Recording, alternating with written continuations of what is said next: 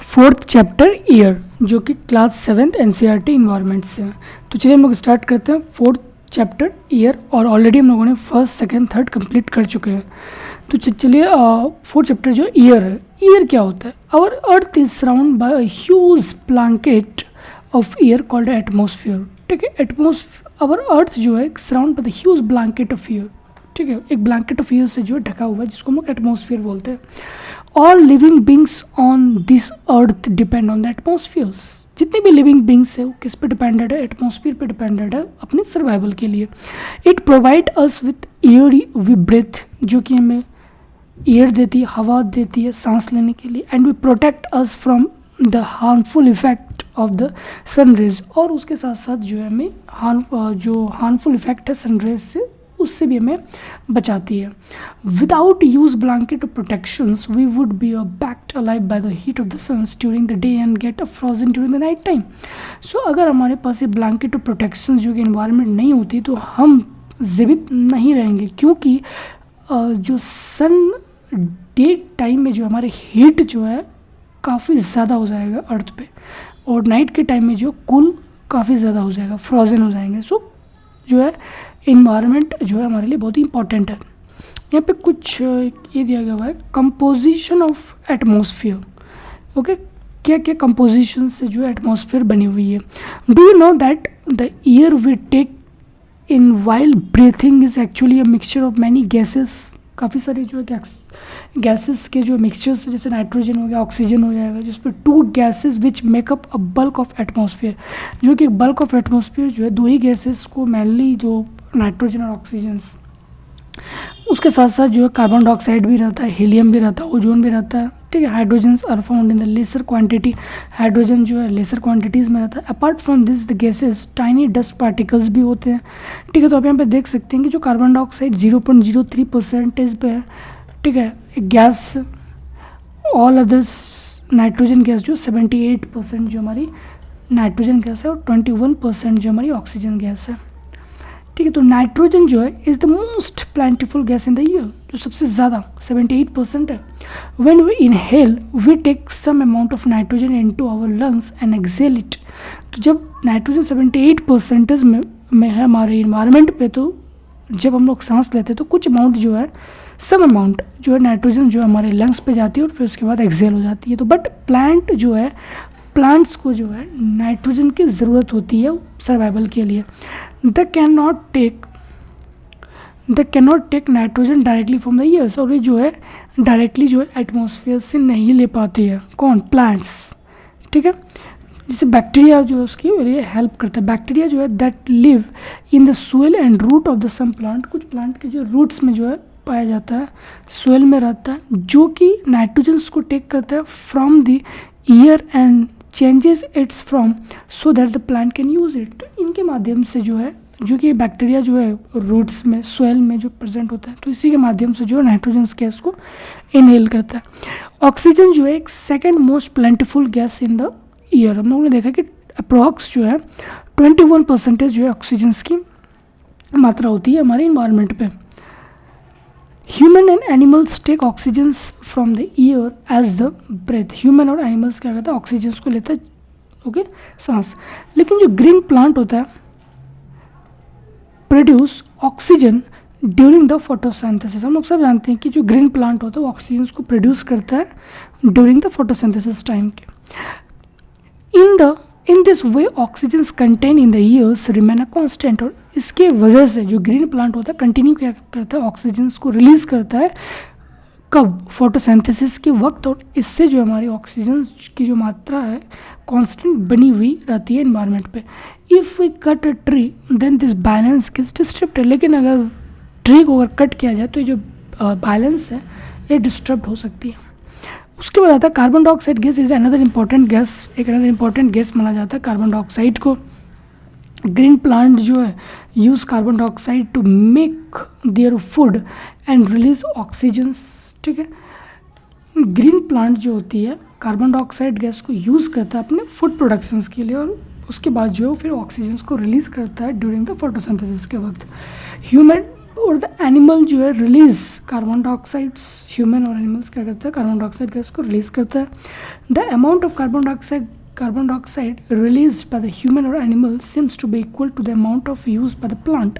जितने plant use करता है उतनी अमाउंट पे जो हम लोग जो उस कार्बन डाइऑक्साइड गैस को रिलीज करते हैं, ठीक है। Plant which makes a perfect balance, जो कि परफेक्टली बैलेंस है, ठीक है। इट इज़ द नेचर्स, ठीक है भाई, नेचर्स के द्वारा जो है क्रिएट किया गया हुआ है। However the balance is upset by the burning of fuel, लेकिन ये बैलेंस जो अपसेट हो सकता है, डिस्टर्ब हो सकता है जब बर्निंग ऑफ फ्यूल्स हो जाएगा, सच एज कोल हो गया, वेल हो गया। So the add billion of tons of carbon dioxide into the atmosphere each year. हर साल जो है बिलियन ऑफ टन्स जो कार्बन डाइऑक्साइड एडेड होती है एटमॉस्फेयर पे।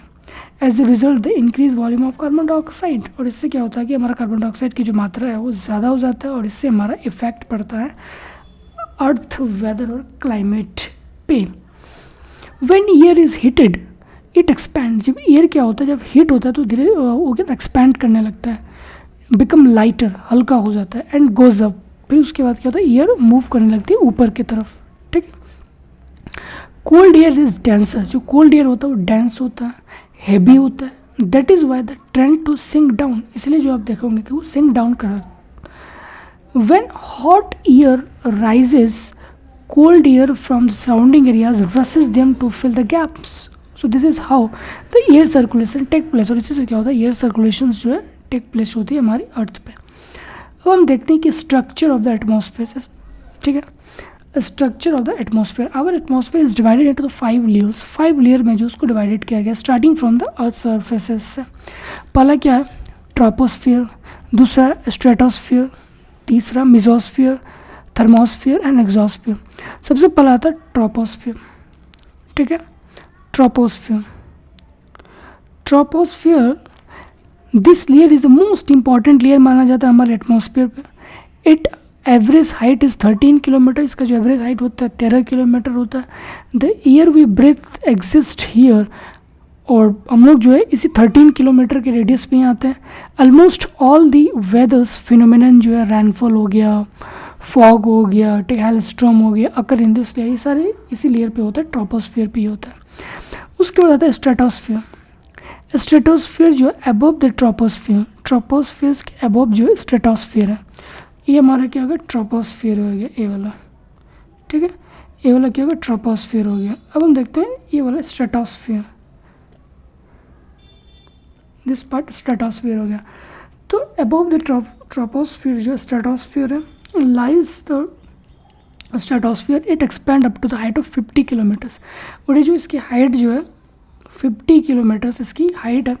This layer is almost free from the clouds, जो कि क्लाउड से जो फ्री है, and associated with weather phenomenon, और वेदर फिनोमिनन से एसोसिएट है, making a conditions most ideal for flying the aeroplanes, और इसमें जो है क्या होता है, एरोप्लेन की फ्लाइंग होती है। अब one important feature of the stratosphere is that to contain a layer of ozone gas, और बहुत इंपॉर्टेंट फीचर जो कि ओजोन गैस की प्रोसेस जो यही होती है। We have just learn how it protect us from the harmful effect of the sun rays, ठीक है। हम लोग जानते हैं कि जो ओजोन बहुत इंपॉर्टेंट है, क्योंकि ओजोन जो है जो हार्मफुल इफेक्ट होती है सन रेज से, उसको जो है एब्जॉर्व कर लेता है, ठीक है। वो एटमॉस्फेयर तक नहीं पहुंचने देती है, या फिर अर्थ तक जो वो नहीं पहुंचने देती है। उसके बाद आती है मेसोस्फीयर, ठीक है। उसके बाद आती है मेसोस्फीयर। तो ये जो है मेसोस्फीयर है। Mesosphere this is the third layer of the atmosphere का एक थर्ड लेयर जो है, जिसको मैं मेसोस्फीयर बोला जाता है। It lies above the stratosphere, जो कि स्ट्रेटोस्फीयर के अबव में, दिस इज़ द मेसोस्फीयर, ठीक है। ये मेसोस्फीयर है। It extended up to height of 80 kilometres, 80 kilometres की जो इसकी हाइट है, ठीक है। और जो एक meteoroids burn up in this layer on entering from the space, जो स्पेस से जो है कुछ एक मेट्रॉइड्स जो है बर्न आउट होती है इसी लेयर पे। उसके बाद आता है थर्मोस्फीयर, ओके। थर्मोस्फीयर क्या होता है, it in thermosphere temperature rises very rapidly with increasing the height. Ionosphere is a part of the layer. It extended between the 80,400 kilometre so this layers help in radio transmissions के लिए help किया जाता है. Radio waves transmission from the earth are reflected back to the earth by this layer. ठीक है, तो उसके बाद जो है थर्मोस्फीयर आता है. ओके, उसके बाद आता है थर्मोस्फीयर. आप यहाँ पे देख सकते हैं थर्मोस्फीयर, ये क्या हो गया थर्मोस्फीयर, और ऊपर वाला लेयर क्या हो गया एग्जॉस्फीयर. ठीक, तो थर्मोस्फीयर जो है, थर्मोस्फीयर में क्या होता है कि thermosphere temperature rises very rapidly with increasing height, क्योंकि जैसे जैसे हाइट बढ़ते जाता है वैसे वैसे हमारी जो टेम्परेचर्स की क्या होता है इंक्रीमेंट होती है. और जो आयोनोस्फीयर जो होता है is a part of this layer, ionosphere जो है इसका पार्ट माना जाता है. इट एक्सटेंडेड जो है वो एक्सटेंडेड कहाँ तक होता है 80,400 किलोमीटर तक एक्सटेंडेड होती है. ठीक है, उसके बाद आता है exosphere. This the upper most layer of the atmosphere is known as exosphere, उसको बोला जाता है. So this layer has very thin airs light gases, helium हो गया, hydrogen float into this space from this air. ये सबसे जो outer most layer है दैट इज एग्जॉस्फेयर. ठीक है, जिसमें जो गैसेस हाइड्रोजन हो गया और लाइट गैसेस हीलियम हो गया, सब सारी गैसेस जो इसमें प्रेजेंट होती है. अब हम देखते हैं कि वेदर एंड क्लाइमेट में क्या है. Weather and climate, is it going to rain day, is it going to rain today, will it be bright and sunny, क्या होगा आज ब्राइट होगा सनी होगा today. How many times have we heard this forms an excess cricket fans speculating the fact of a one day match. If we imagines our body to be a radio, our body to be a radio and the mind its speaker, whether it is some things that fiddles with the control or knobs. Okay, so climate क्या होता है कि एक average weather is this hour to hour day to day condition of the atmosphere. Atmosphere का जो day to day atmosphere किस तरह से चेंजेस हो रहे हैं आवर टू आवर. ठीक है, तो इसको मैं बोला जाता है क्या वेदर, कि वेदर क्या आज की, कल की, एक महीना पहले की वेदर्स क्या. ठीक है, hour to hour, day to day, minute to minute, second to second. So this is weather. लेकिन क्लाइमेट क्या होता है, क्लाइमेट एक रेंज होता है. क्लाइमेट जो एक average weather conditions of a place for a long period of time, जो कि लॉन्ग पीरियड ऑफ टाइम को रिप्रेजेंट करता है. क्लाइमेट जब हम लोग बोलते थे भाई बताओ 10 ईयर्स पहले क्या थी 10. ठीक है, तो ये काफ़ी लॉन्ग पीरियड में जो इंडिकेट होता है क्लाइमेट को हम लोग यूज़ करते हैं. ठीक, और वेदर क्या होता है बहुत ही शॉर्ट टर्म्स के लिए हम लोग क्या करते हैं वेदर को यूज़ करते हैं. अब आता है टेम्परेचर्स. टेम्परेचर्स क्या होता है, temperature you feel every day is the temperature of the atmosphere को हम लोग फील करते हैं. The degree of hotness and coldness of year का जो हॉटनेस और कोल्डनेस है उसी को हम लोग बोला था temperature. The temperature of the atmosphere change not only between the day and night but also from season two seasons. Temperature of atmosphere सिर्फ जो है डे एंड नाइट में चेंज नहीं होती बल्कि सीजन टू सीजन्स भी जो है चेंज होती है. टेम्परेचर्स समर में क्या होता है हॉटर होता है, विंटर में क्या होगा थोड़ी कोल्ड होगी. And important factors that influences the distribution of temperature is the insolation. ठीक है, एक बहुत ही बड़ा जो इम्पोर्टेंट फैक्टर्स माना जाता है टेम्परेचर्स पे वो होता है इंसोलेशन. इंसोलेशन मतलब होता है कि जो सन रेज जो अर्थ पे गिरती है that is called insolation. Insolation is the incoming solar energy intercepted by the earth के द्वारा जो है रिसीव किया जाता है सन की रेज को. ठीक है, दैट इज कॉल्ड इंसोलेशन. इसी को बोला जाता है इंसोलेशन बोला जाता है. ठीक है, the amount of insolation decrease from the equator toward the poles. ठीक है, जाहिर सी बात है डिक्रीज तो हो गई. Therefore the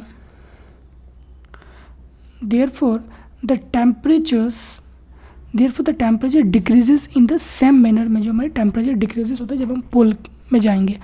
now do you understand why poles are covered with snow. क्यों पोल्स जो है कवर्ड से स्नोप किया गया हुआ है. If the earth atmosphere rises to high, अगर अर्थ एटमोसफियर अगर काफ़ी ज़्यादा जो हाई है उसकी टेम्परेचर काफ़ी ज़्यादा बढ़ जाती है.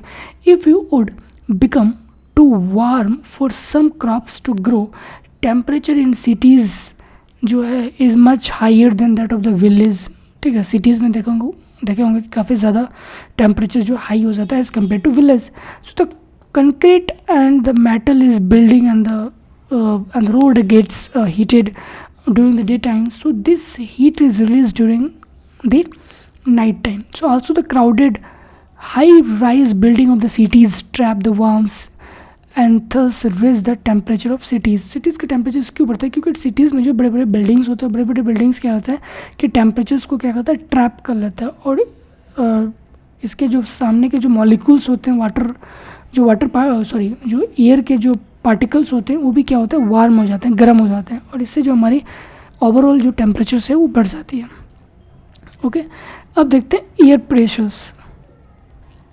एयर प्रेशर्स क्या होता है? Air pressures, you will be surprise to know that air above the presses us with a great force on our bodies. ठीक है, however we don't even feel it. Air above its pressure, जैसे एक कोई भी human beings अगर अर्थ पे है तो इस पर भी क्या लगता है, एक प्रेशर एग्जिस्ट होती है जो कि एटमॉस्फेयर के द्वारा लगाया जाता है, उसको हम लोग एटमॉस्फेरिक प्रेशर्स बोलते हैं।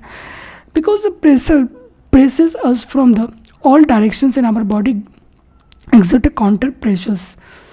Air pressure is defined as the pressure exerted by the weight of air. जो weight of air के द्वारा जो pressure exert किया जाता है हमारे अर्थ surfaces पे, as we go up layer of atmosphere the pressures fall rapidly. जैसे जैसे हमारे height की increment होती है वैसे वैसे हमारे जो pressures है, प्रेशर से वो क्या होता है, फॉल होने लगती है।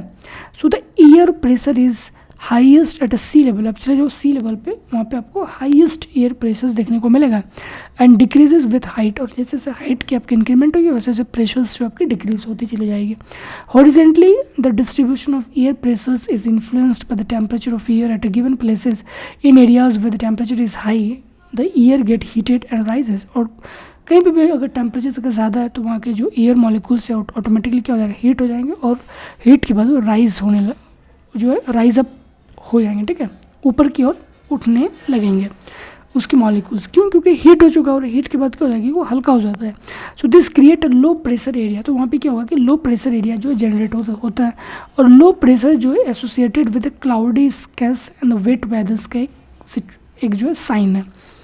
In areas having lower temperatures, जहाँ पे लोअर टेम्परेचर्स है, एयर इज़ कोल्ड, एयर वहाँ का क्या होता है, कोल्ड होता है क्योंकि टेम्परेचर्स कम है।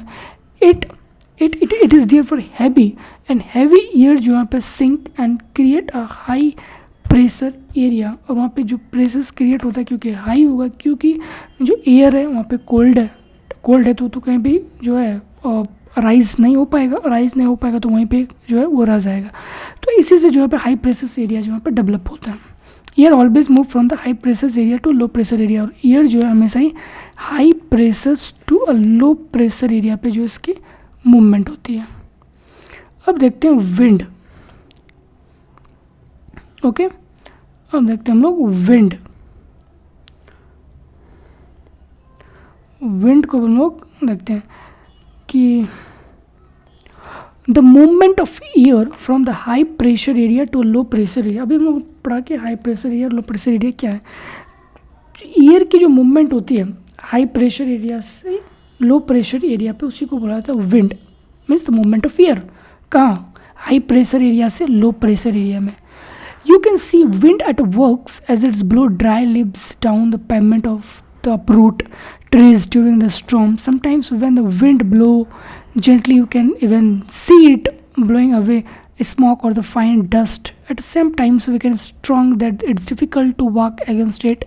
You just have to experience. It is not too easy to hold an umbrella on a wind day. Think it is some other strong wind have to be the created. तो यहाँ पे ये लिखा गया हुआ, बताया गया हुआ है कि विंड का मतलब क्या होता है कि हाई प्रेशर एरिया से लो प्रेशर एरिया में एयर की क्या होती है, मूवमेंट होती है, और इसी प्रोसेस को हम लोग क्या बोला जाता है, विंड। ठीक है, जो मूवमेंट ऑफ एयर होती है उसको हम लोग क्या बोला जाता है, विंड बोला जाता है। और इसकी जितनी ज़्यादा स्पीड होंगे उतनी ज़्यादा जो है इसका कुछ इफ़ेक्ट हम लोगों को अर्थ पे देखने को मिलेगा। ठीक है, प्रॉब्लम फॉर यू, क्योंकि जितनी ज़्यादा स्पीड होगी उतनी ज़्यादा जो है आपके लिए प्रॉब्लम क्रिएट कर सकता है। अब देखते हैं यहाँ पे कि कुछ परमानेंट विंड जो है कितने टाइप्स के होते हैं। Winds can be broadly divided into 3 types. 3 types में जो है इसको विंड्स को डिवाइडेड किया गया। एक होता है permanent wind, seasonal wind, local winds. Permanent wind क्या होता है कि the trade winds westerlies and easterlies are the permanent wind. Permanent wind जो है बेसिकली हम लोग बोलेंगे किसको, वेस्ट्रलिस और एस्ट्रेलिस को एक परमानेंट विंड होता है। The blow consequently through out the year in a particular direction, जो कि थ्रू आउट द ईयर जो है चलती है ओके पर्टिकुलर डायरेक्शंस पे। तो परमानेंट विंड किसको बोलेंगे? वेस्ट्रलिस और एस्ट्रेलिस को ओके एस्ट्रेलिस को ओके। और दूसरा होता है सीजनल विंड। सीजनल विंड क्या होता है कि this wind change this directions in different seasons में जो है अपने डायरेक्शंस को चेंज कर लेता है, उसको हम लोग सीजनल विंड बोला जाता है। और तीसरा क्या होता है? Local wind. लोकल विंड क्या होता है कि the blow only during a particular period of the day और ईयर, पर्टिकुलर डे में ही या फिर पर्टिकुलर ईयर में ही जो है वो विंड ब्लो होती है बहुत ही स्मॉल एरिया पे, जैसे लैंड एंड सी ब्रीज हो गया, ठीक है, एक एग्जांपल है लोकल विंड, ठीक है, क्योंकि पर्टिकुलर डे और पर्टिकुलर नाइट पे ही जो है क्या होती है इसकी मूवमेंट होती है, तो इसलिए इसको लोकल विंड बोला जाता है। So do you recall this hot and dry local wind of northern plain of India? It is called लू, ठीक है, उसको लू बोला जाता है। सो आप यहाँ पे देख सकते हैं this is called the trade wind. Is north east trade wind, इसको बोला जाता है साउथ ईस्ट। और दिस इज़ इक्वेटोरियल, ये लाइन जो है ये इक्वेटोरियल लाइन दिया गया है, ठीक है। और यहाँ पे सब पोलर प्रेशर्स, सब पोलर लो प्रेशर, लेकिन साउथ में ही सब ट्रॉपिकल हाई प्रेशर्स, ठीक है। तो ये बेसिकली इसकी क्लासिफिकेशंस दी गई हैं।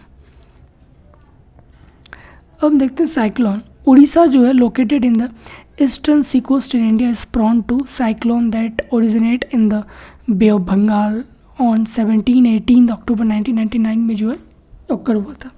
Cyclone hit 5 districts of the state. Another super cyclone occurred on the 29th October 1999 में जो है हुआ था इस दूसरा event that devastated a large proportion of the state. The damage caused were mainly due to the 3 factors, जो है 3 factors के कारण जो विंड वेलोसिटी हो गया, रेन और टाइडल सर्ज के कारण जो इसके जो मेन जो डिस्ट्रक्शंस के कारण था ही 3 विंड। तो the wind up to the 260 kilometre per hour lasted for over 36 kilometre per hour. So this high velocity winds uprooted trees और डैमेजेस द कच्चा हाउसेज, ठीक है। तो जितनी ज़्यादा स्पीड होगी उतनी ज़्यादा जो इसके डिस्ट्रक्शंस होंगे। Roof tops of the several industrial sets and other houses were also been with the blot. तो कहने के इसका डिस्ट्रक्शंस पार्ट दिया गया, जो कि 2 बार साइक्लोन जो है आया हुआ था, कहाँ पे? उड़ीसा पे, ठीक है। उसके बारे में जो यहाँ पे बताया गया है। अब देखते हैं मॉइस्चर्स क्या होता है। मॉइस्चर्स क्या होता है कि when water evaporate from the land, जब लैंड से क्या होता है वो लैंड से जब वाटर इवापोरेट होती है एंड डिफरेंट वाटर बॉडीज से इट बिकम्स वाटर पेपर। जैसे बात है वाटर जब इवापोरेट होगा तो क्या बनेगा? वाटर पेपर बनेगा। Moisture in the year at any time is called humidity. तो मॉइस्चर जो है इन द ईयर पे एनी टाइम, कभी भी अगर आपके मॉइस्चर्स रहे तो मॉइस्चर्स को बेसिकली ह्यूमिडिटी बोला जाता है। When the year is full of water vapour, जब क्या होता है कि ईयर जो है फुल ऑफ वाटर पेपर से भरा रहे, we call it's a humid day. तो ह्यूमिड डे आप कब बोलेंगे? कि जब ईयर में जो है वाटर वेपर्स जो है फुल ऑफ वाटर वेपर जो है प्रेजेंट रहे हमारे ईयर में, उसको हम लोग बोलते हैं humid day. As the year gets warmer, जैसे जैसे ईयर जो है वार्म होता है, गर्म होता है, its capacity to hold the water vapour increases. और वैसे वैसे जो उसकी कैपेसिटी, जो होल्डिंग कैपेसिटी है वाटर वेपर का, वो भी इंक्रीज होती है। So it become more and more humid, और उससे क्या होता है कि मोर और मोर ह्यूमिड जो है होती चली जाती है। On an humid day cloth take longer to dry and sweats from the our body does not evaporate is। इसलिए हम लोगों को यहाँ पे जो है एक एग्जांपल के थ्रू से भी हम लोग समझ सकते हैं कि जैसे हॉट डे में, क्योंकि हॉट डे में क्या होता है कि टेम्परेचर ज़्यादा होता है, ठीक है। और टेम्परेचर ज़्यादा होगा तो क्या होगा, उसका जो होल्डिंग कैपेसिटी होगा वो भी क्या होगा, बढ़ जाएगा। तो इसलिए जो होता है क्या, कपड़ा क्या होता है जल्दी सूख जाता है। Our body gets evaporate easily and making it feel uncomfortable, okay. When the water vapour rises, जब वाटर वेपर क्या होता है राइज होती है, जब वाटर वेपर राइज होती है इट स्टार्ट्स कूलिंग। जैसे वाटर वेपर राइज हो रहा है तो वो क्या होता है, कूलिंग प्रोसेस स्टार्ट हो जाता है। तो water vapour condense causing a formation of droplet of water. फिर उसके बाद क्या होता है कि ड्रॉपलेट ऑफ वाटर्स की जो है फॉर्मेशन होती है। और cloud are just masses of such water droplet. और क्लाउड्स जो है ही इसी का जो एक इसी का जो है कॉम्बिनेशन है। Clouds are just masses of such water droplets. So when this droplet of water become too heavy, और ये ड्रॉपलेट जब हैवी बन जाता है तो ये एयर में जो है टू फ्लोट इन एयर में क्या होता है, फ्लोट करने लगता है और then become down as a precipitation. फिर उसके बाद क्या होता है कि प्रेसिपिटेशन जो है स्टार्ट हो जाता है। जेट प्लेन जो है flying in the sky leave as a white trail behind them, so the moisture from their engines condenses with just trail of this condensed moisture, or sometimes when there is no air movement to disturb it, precipitation that comes down to the earth in liquid form, it's called a rain। ठीक है, वही क्या होता है, rain में तब्दील हो जाता है। जैसे जैसे एयर की मूवमेंट, ठीक है, जैसे जैसे एयर की मूवमेंट, एक मिनट, जैसे जैसे जो एयर, सपोज कि एयर है, जैसे जैसे टेम्परेचर्स बढ़ेंगे इसकी होल्डिंग कैपेसिटी क्या होगा, बढ़ेगा, ये हल्का हो जाएगा। ठीक है, इसके जो पार्टिकल हल्का हो जाएगा और ये क्या होता है, escape out from this places, इस प्लेसेस से क्या होता है, स्केप आउट हो जाती है। ठीक है, और ये ऊपर की तरफ जो है मूवमेंट होने लगती है और धीरे धीरे क्या होता है कि फिर ये कंडेंस होता है, जैसे जैसे हाइट पे जाता है, फिर ये क्या होता है कि धीरे धीरे वाटर ड्रॉपलेट में जो है कन्वर्ट हो जाता है। और वाटर ड्रॉपलेट कुछ नहीं बल्कि क्लाउड्स हो जाता है, और फिर क्लाउड्स जो है आपस में जब फिर टकराता है, फिर इससे क्या होती है कि रेन की फॉर्मेशंस होती है। Okay, so precipitation that comes down to the earth in liquids forms rain. Most of the grounds water comes from the rain waters। okay, most of the grounds जो water comes from rain waters। plant जो help करता है rain water follow down the bare mountain and can cause flooding of the low lying areas on the base of the mechanisms। there are three type of the rainfall। एक होता है conventional rainfall, orographic rainfall और तीसरा cyclic rainfall। तीन type की जो rainfall होती है। Rainfall is very important for the survival of planets, के लिए बहुत इंपॉर्टेंट माना जाता है, and animals. It bring up fresh water to the earth surfaces पे, जो फ्रेश वाटर को एडप्ट करता है। If rainfall is less, water scarcity and the drought occurs. So on the other hand if it is more, flood and take place. So it is must be balanced. तो इसीलिए क्या होना चाहिए, balanced होना चाहिए, ना ही ज़्यादा ना ही कम हुआ तो फिर ड्रॉट का सिचुएशन आ जाएगा, ज़्यादा हुआ तो फिर फ्लड और इस तरह की सिचुएशन जो है क्रिएट हो सकती है। ठीक है, तो यहाँ पे दिया गया हुआ कि टाइप्स ऑफ रेनफॉल के बारे में, orographic rainfall, okay, orographic rainfall, और यहाँ पे साइक्लिक रेनफॉल के बारे में दिया गया हुआ। ठीक, पिक्टोरिकल प्रेजेंट ग्राफ दिया गया। ओके, सो 4 चैप्टर्स क्लास 7 NCERT का कंप्लीट हो गया। नेक्स्ट सेशंस में हम लोग जो है नेक्स्ट चैप्टर को स्टार्ट करेंगे। ओके, आई होप आपको यहाँ तक समझ में आया होगा। Okay, thank you so much.